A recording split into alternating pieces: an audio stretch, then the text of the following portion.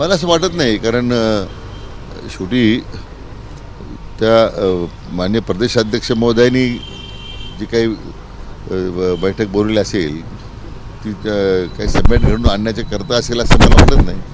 कारण सुरेश धस यांनी अतिशय कठोर भूमिका ह्या सगळ्या प्रकरणामध्ये घेतलेली आहे आणि त्यांनी स्वतःच खुलासा केलेला आहे. अशी काही त्या भूमिकेमध्ये काही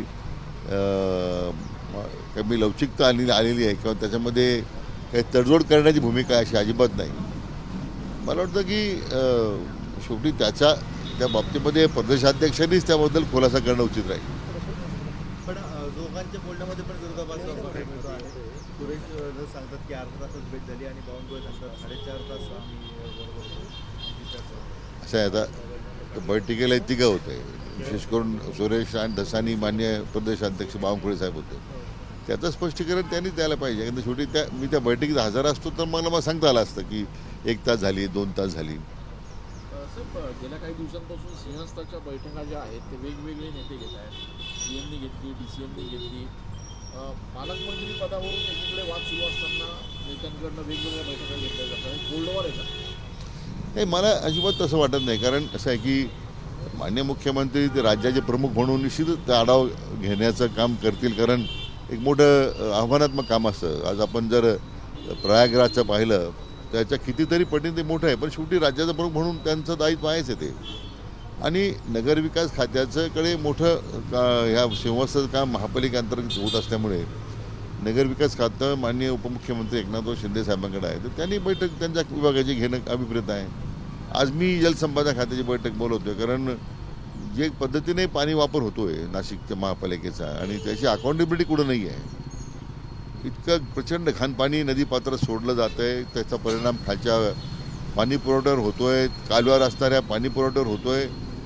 म्हणून मी आज तो आढावा घेतो की आपण या बाबतीमध्ये काही सुधारणा करणार आहे की नाही, किंवा होणाऱ्या सिंहस्थामध्ये तुम्ही शुद्धीकरणाचे काही प्रकल्प हातात घेऊन शेवटी वाढत्या शहरीकरणाला पाणी द्यावं लागले, बरोबर आहे. पण त्यासाठी शीतचं पाणी आम्हाला सॅक्रिफाईस शीतचं पाणी कमी करता येणार नाही. याच्यामध्ये नेत्यांमध्ये पालकमंत्री पदावरून एकमत होताना दिसत नाही. मधल्या काळात आपलं देखील नाव चर्चेत होतं. नाही, मी समाधानी आहे मी आता अहिल्यानगरचा पालकमंत्री म्हणून. परंतु मला असं वाटत नाही की पालकमंत्री झाल्यानंतरच प्रश्न सुटतील. आता स्वतः माननीय मुख्यमंत्र्यांनी पुढाकार घेतलेला आहे. माननीय उपमुख्यमंत्री येऊन गेले, यंत्रणा कार्य झालेली आहे. असं काही निर्णय समन्वयाच्या बैठकीमध्ये तिन्ही नेते घेतील त्यात काही मला तर काही फार असं वाटत नाही. काल एकनाथ शिंदे नाशिकला होते. काल त्यांनी बैठकीनंतर माध्यमांशी बोलताना सांगितलं की गिरीश महाजन दादा भुसे यापूर्वी पालकमंत्री होते, ते आता आपल्यासोबत आहेत आणि गिरीश महाजन हे कुंभमंत्री. एक प्रकारे त्यांनी असे संकेत दिले की दादा भुसे हे नाशिकचे पालकमंत्री असतील. ते पण भाजपचा क्लेम जो आहे नाशिकच्या पालकमंत्री पदावरचा तो संपला आहे असं नाही, मला असं आहे की त्या विषयामध्ये मी चर्चेत नाही कारण त्याच्यात भाष्य करणं उचित नाही आहे. आता आपण एक कृषी मंत्री राहिलेला आहे. माणिकराव कोकाटे यांनी वक्तव्य केलं वादग्रस्त, 1 रुपया भिकारी सुद्धा घेत नाही आणि 1 रुपयात पीक विमा दिला. योग्य वाटतंय अशा पद्धतीचं वक्तव्य? नाही, आता ते कोणत्या कॉन्टॅक्टमध्ये त्यांनी केलं मला कल्पना नाही. कारण माणिकराव थोडेसे सरतोड बोलणारे गृहस्थ आहेत, तर त्यांनी आता ज्या कोणी काय त्या पार्श्वभूमीवर पुढं वक्तव्य केलं मला कल्पना नाही आहे. परंतु ती जर वस्तुस्थिती असेल की अशी तुलना जर त्यांनी केली असेल तर ती योग्य नाही आहे, समर्थनीय नाही आहे. गृहमंत्री आणि मुख्यमंत्र्यांनी लव जिहादच्या कायद्यासंदर्भात वेगवेगळ्या लोकांची मतं मागवलेलं आहे. एकूणच हे कायदा संदर्भात आपली काय भूमिका आहे? नाही, लव जिहादला तर आमचा विरोधच आहे. लव जिहादाच्या संदर्भात लव जिहाद असेल त्याबद्दल कारवाई कडक झालीच पाहिजे.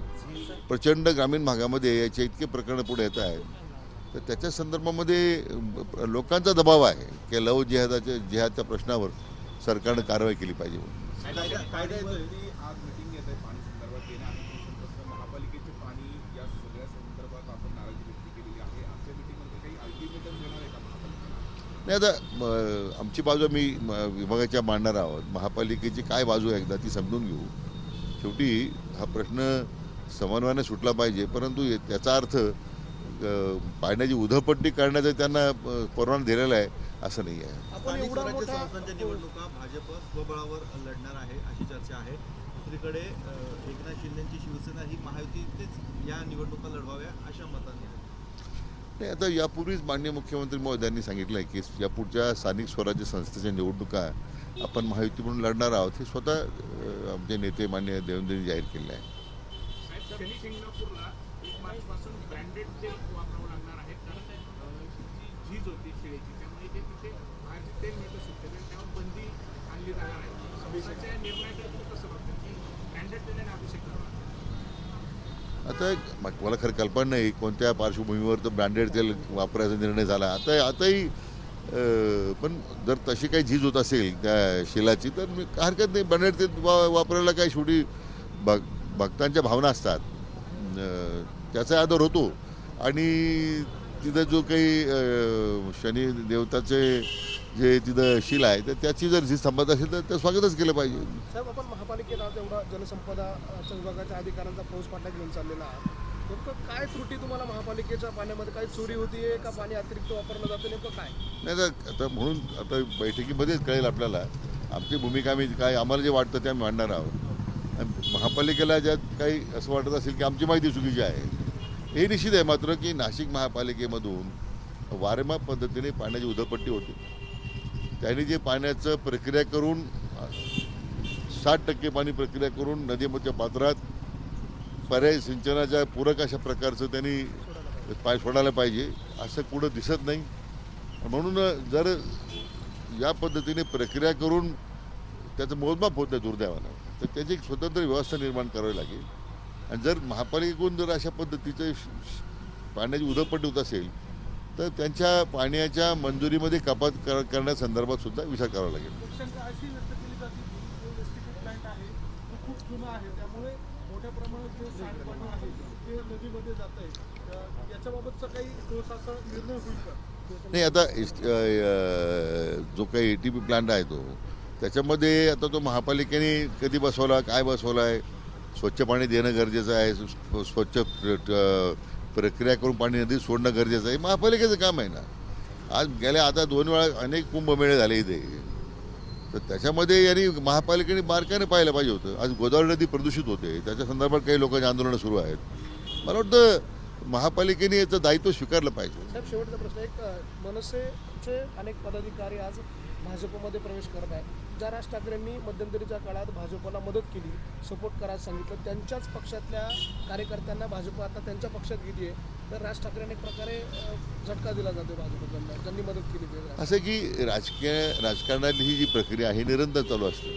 काही ह्या पक्षात जाणार, काही त्या पक्षात जाणार. मला वाटतं त्यात काही फार वेगळा अर्थ काढण्याची आवश्यकता नाही आहे. कोकणातले ठाकरे गटाचे एकमेव आमदार आहेत भास्कर जाधव, ते नाराज आहेत, पक्षाच्या तयारीत आहेत, अन्याय होतो असं त्यांचं म्हणणं आहे.